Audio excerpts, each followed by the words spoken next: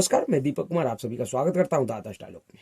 दोस्तों, आप सभी से निवेदन है कि वीडियो को देखिए, लाइक कीजिए, शेयर कीजिए और चैनल को सब्सक्राइब कीजिए। दोस्तों, आप सभी को पता है कि कल यानी 19 जुलाई को नई दिल्ली में इंडिया अलायंस का बैठक था, जिस बैठक की शुरुआत नीतीश कुमार जी के अगुवाई में 23 जून को पटना से शुरू हुआ था और बेंगलुरु होते हुए मुंबई के रास्ते यह दिल्ली पहुंचा है। यह इस अलायंस का चौथा बैठक था और किस तरीके से इस अलायंस के चौथे बैठक में दो नेताओं का जो सपना था उसकी चौथी हो गई है, हम इसको समझेंगे। इससे पहले जरा इस मोदी विरोधी अलायंस का जो मुख्य उद्देश्य था उसको समझते हैं। दरअसल इस मोदी विरोधी दलों का जो ये पूरा अलायंस बना है, जिसकी शुरुआत 23 जून को पटना से हुआ, जिन मोदी विरोधी दलों को एक मंच पे लाने का काम नीतीश कुमार जी ने किया था, ये सभी जानते हैं।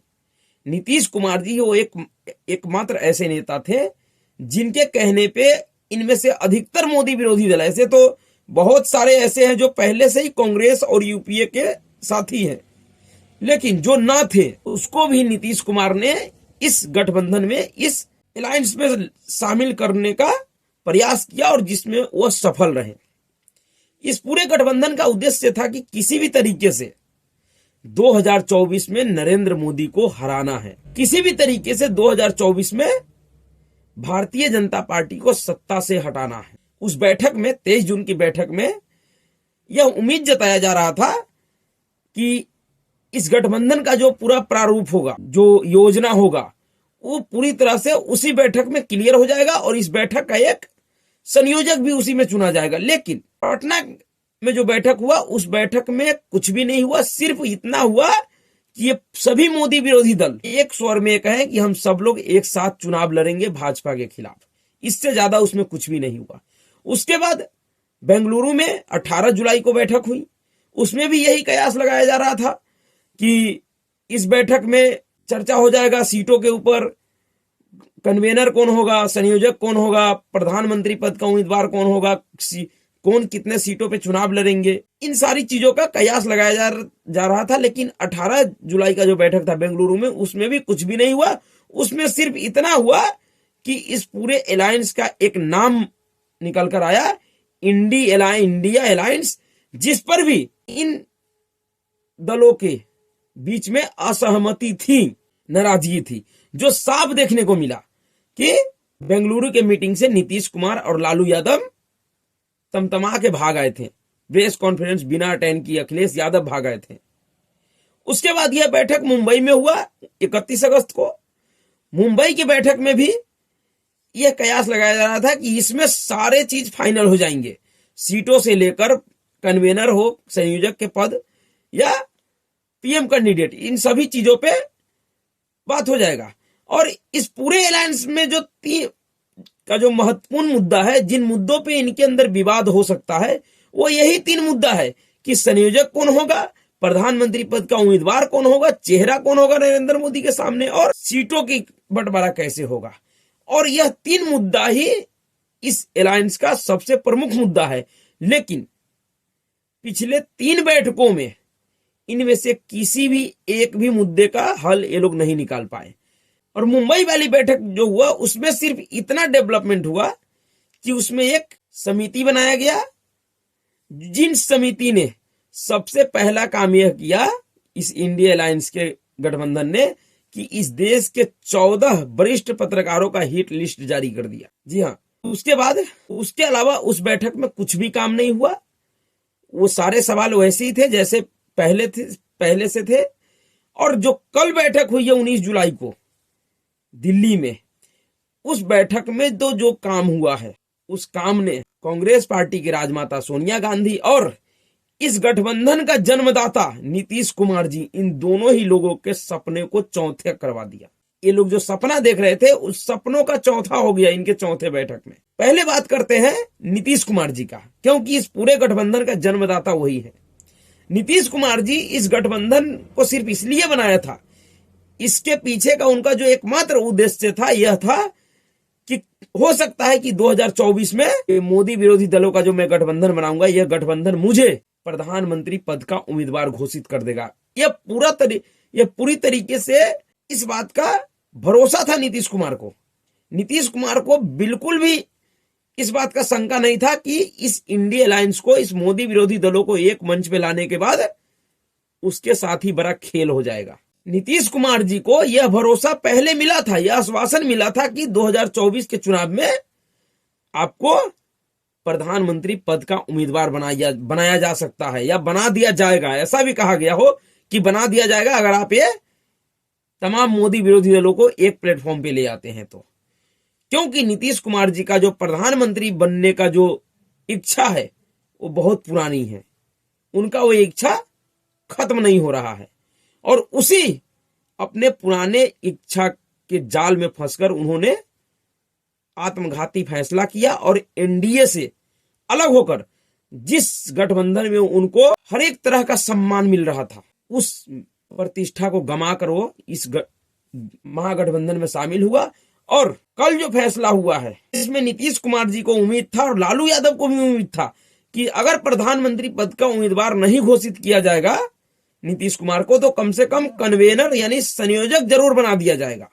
और लालू यादव का यह खास करके यह प्रयास था कि किसी भी तरीके से नीतीश कुमार को कन्वेनर बना दिया जाए, क्योंकि इसमें लालू प्रसाद यादव जी को एक फायदा होगा कि नीतीश कुमार जी को जिसको लालू प्रसाद यादव जी हर हाल में बिहार से बाहर निकालना चाहते हैं, अगर इस इंडी गठबंधन का अगर वो कन्वेनर बन जाते तो इसी बहाने लालू प्रसाद यादव जी नीतीश कुमार को बिहार से बाहर निकाल देता और फिर बिहार में एक छत्र राज्य लालू प्रसाद यादव और उनके पुत्र तेजस्वी यादव जी का हो जाता। लेकिन कल की जो बैठक हुई उस बैठक में सातिर अरविंद केजरीवाल ने ऐसा कांड किया ममता बनर्जी को आगे करके कि नीतीश कुमार और सोनिया गांधी दोनों के दोनों हक्के बक्के हैं, दोनों ही सदमे में चले गए एक तरह से।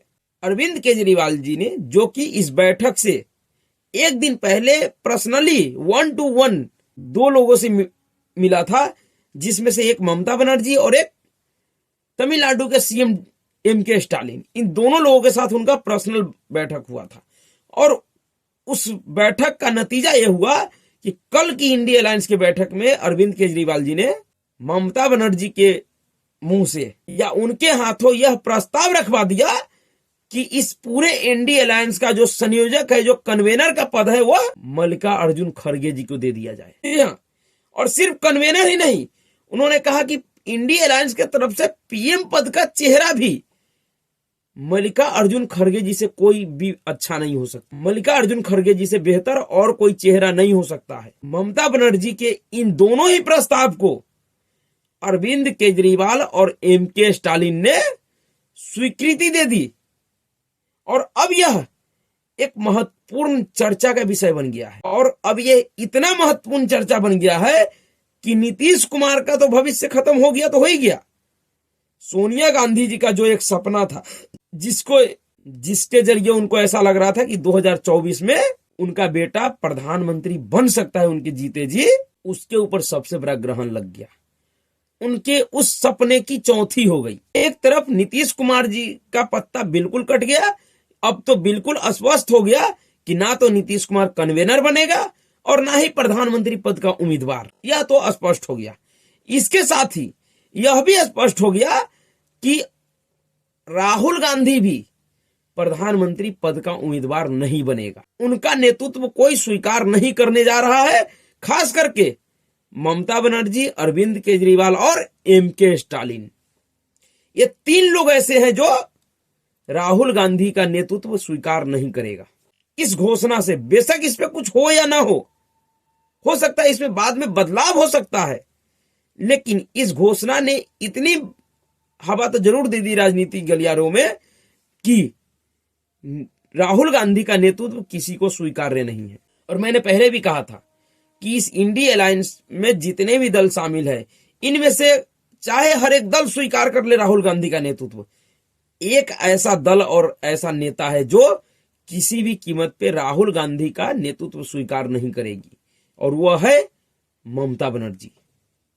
जी हाँ, क्योंकि राजनीति के लिहाज से ममता बनर्जी राहुल गांधी से बहुत वरिष्ठ है और राहुल गांधी से बहुत कामयाब राजनेता है, राजनेत्री है। वो एक प्रदेश का अपने दम पे 3-3 बार लगातार मुख्यमंत्री रही है, मुख्यमंत्री बनी हुई है और बहुत भारी बहुमत से जीतती है, और वह भला उस राहुल गांधी का नेतृत्व कैसे स्वीकार कर सकता है जो राहुल गांधी अपने 20 वर्षों के संसदीय इतिहास में लगभग छोटे बड़े चुनावों को मिला लिया जाए तो शायद 50 से ऊपर चुनाव हो गए होंगे उनके हारने का रिकॉर्ड, ये शायद उससे भी ज्यादा होगा।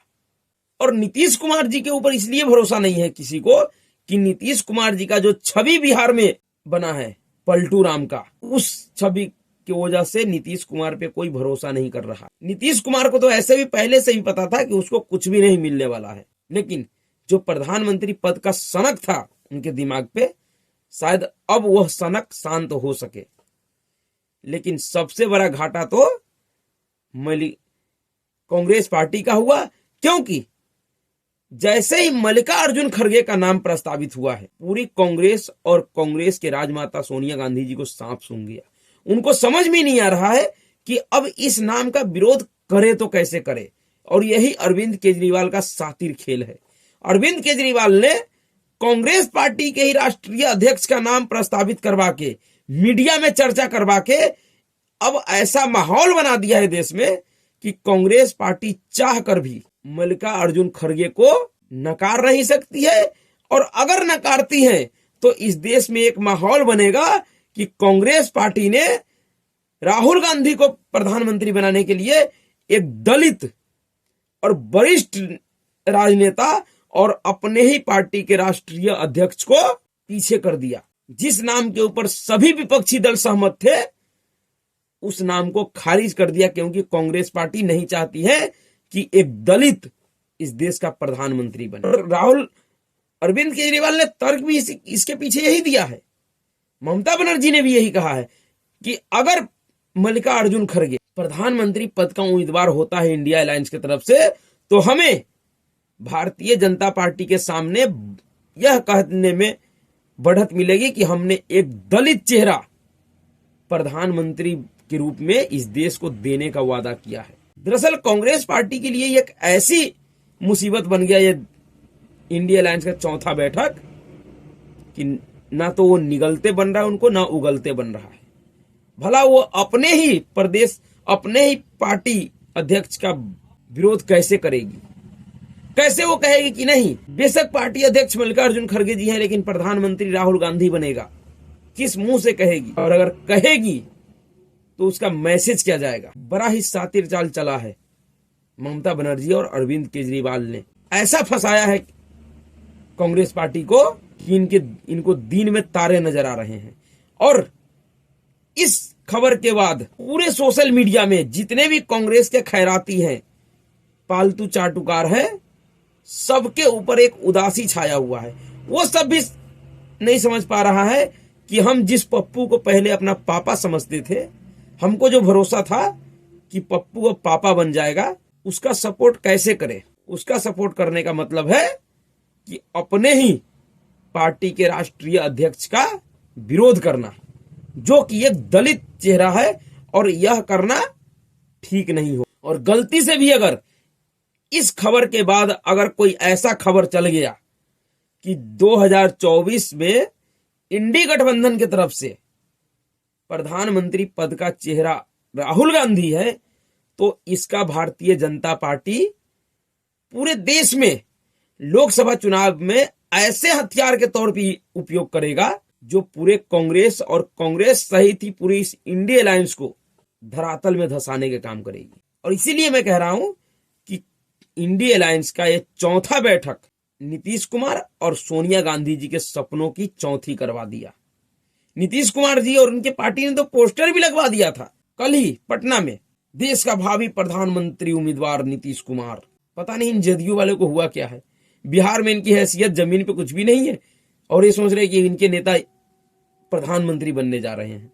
गजब है यार। कभी जदयू के नेताओं को चाहिए कि जमीन पे उतरकर जमीन पे वो अपना जनाधार देखे।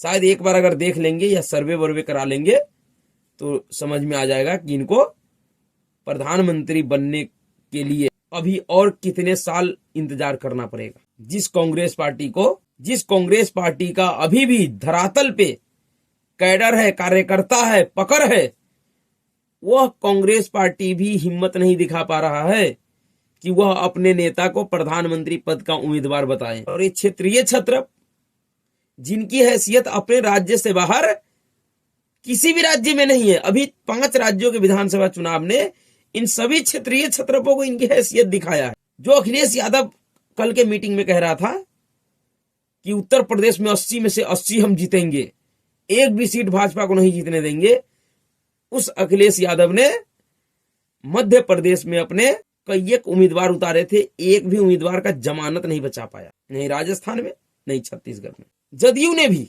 नीतीश कुमार जी ने भी मध्य प्रदेश में अपने 10 उम्मीदवार उतारे थे, एक ने तो चुनाव लड़ने से ही इनकार कर दिया। इनकी जनाधार इतना मजबूत था, मध्य प्रदेश में पकड़ ऐसी थी, जदयू के नाम का लहर ऐसा था मध्य प्रदेश में कि इनका एक कैंडिडेट चुनाव लड़ने से ही मना कर दिया और 9 ने लड़ा, 9 का 9 अपना जमानत नहीं बचा पाया। और यह सब प्रधानमंत्री का सपना देख रहे हैं। पर कुछ भी हो, इस चौथी बैठक ने बड़ा ही कमाल किया है और अब एक अलग ही बहस का मुद्दा बना दिया इस देश में। अब ये लोग करेंगे तो क्या करेंगे, कैसे अपने ही एक 52 साल के बच्चा को प्रधानमंत्री बनाने के लिए अपने 82 साल के राष्ट्रीय अध्यक्ष को पीछे हटाएगा। तो अभी के लिए इतना ही। अगर आपको वीडियो अच्छा लगा तो वीडियो को लाइक कीजिए, शेयर कीजिए और चैनल को सब्सक्राइब कीजिए। नमस्कार।